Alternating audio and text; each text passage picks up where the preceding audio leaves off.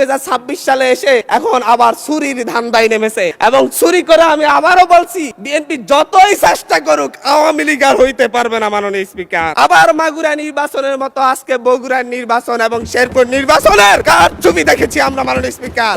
ধানের শীষে ছাপ্পা সিল মারা হচ্ছে মাননীয় স্পিকার। ছোট ছোট বাচ্চাদেরকে লাইনে দাঁড় করায়, স্কুলের বাচ্চাদেরকে লাইনে দাঁড় করে ভোট দিতে দেওয়া হচ্ছে। এর চাইতে নির্লজ্জতা আর কি আছে মাননীয় স্পিকার? বিএনপি কি বর্তমান সরকারকে বিশেষ পরিস্থিতিতে বলতে আগামীতে বিএনপি যেই পথে হাঁটছে সেই পথে আরেকটা অভ্যুত্থানের আশঙ্কা করতেছে কিনা, যে আর মধ্য দিয়ে মূলত হচ্ছে আবার বিএনপি দলীয় শেয়ার জবরদখলকারী যত যে প্রার্থীরা থাকবে তাদেরকে অপসারণ করার জন্য এই আইন করা হচ্ছে কিনা। আমি জানি না আসলে বিশেষ পরিস্থিতি বলতে কোন বিশেষ পরিস্থিতিকে বোঝানো হচ্ছে এই আইনে। এটা একটি কালো আইন হিসাবে বাংলাদেশের গণতান্ত্রিক ইতিহাসে সবচেয়ে একটি কালো আইন হিসাবে থাকবে।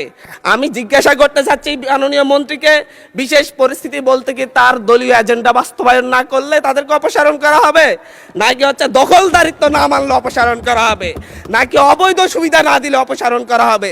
এটা কোন সময়ে কোন বিশেষ পরিস্থিতিতে অপসারণ করা হবে তার সুনির্দিষ্ট কোনো ব্যাখ্যা নেই। এর মধ্য দিয়ে মূলত স্থানীয় নির্বাচন এবং গণতন্ত্রের ফিটে ছুরিকাঘাত করা হচ্ছে। মাননীয় স্পিকার, এখানে বলা হচ্ছে উপযুক্ত ব্যক্তি যদি বিশেষ পরিস্থিতিতে সরকার এই ক্ষেত্রে নিয়োগও করতে পারবে। এ আইনের অন্যান্য বিধান কিংবা আপাতত বলবৎ অন্য কোনো আইন যাহা কিছুই থাকুক না কেন, সরকার বিশেষ পরিস্থিতিতে অত্যাবশ্যক বিবেচনা করিলে জনস্বার্থে কোনো পৌরসভা উহার কার্যাবলী সম্পাদনের উদ্দেশ্যে একজন উপযুক্ত ব্যক্তি বা প্রজাতন্ত্রের কর্মে নিযুক্ত উপযুক্ত কর্মকর্তাকে পরবর্তী আদেশ না দেওয়া পর্যন্ত প্রশাসক নিয়োগ করিতে পারিবে। উপযুক্ত ব্যক্তি বলতে কি হচ্ছে দলীয় কোনো নেতা কিংবা লাঠিয়াল হবে, নাকি হচ্ছে কোনো মন্ত্রী এমপির সন্তান হলেই হবে?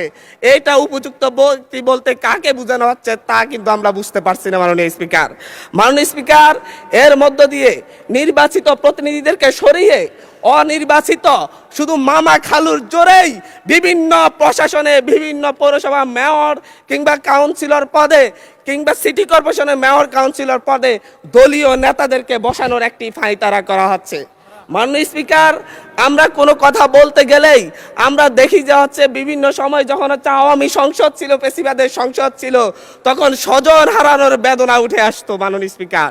এখনো দেখা যাচ্ছে আমরা যখনই গণতন্ত্রের কথা বলি, যখনই স্থানীয় সরকারকে আমরা শক্তিশালী করার কথা বলি, তখন বলা শুরু করে আমরাই তো গণতন্ত্রের প্রবক্তা, আমরাই তো নতুন করে বাংলাদেশকে গণতন্ত্র উপহার দিয়েছি, আমরাই তো বাংলাদেশে নতুন গণতন্ত্রের পুনর্জন্ম দিয়েছি।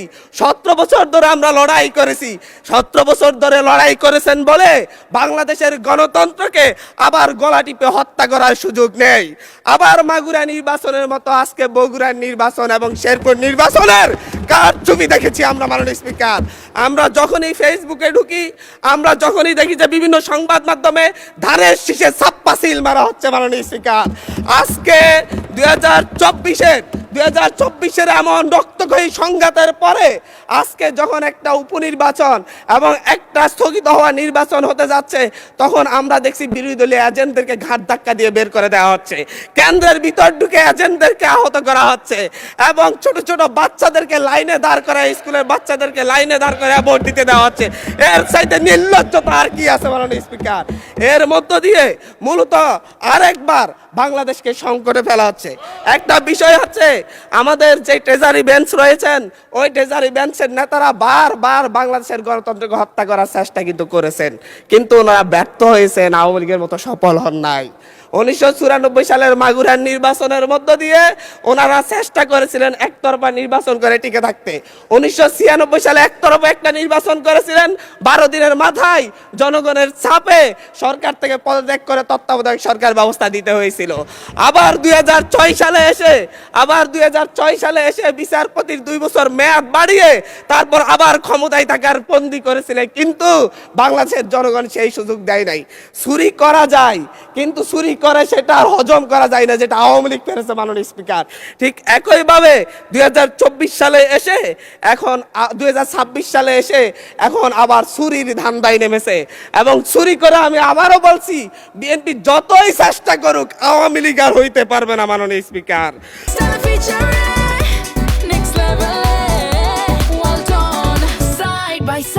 reach.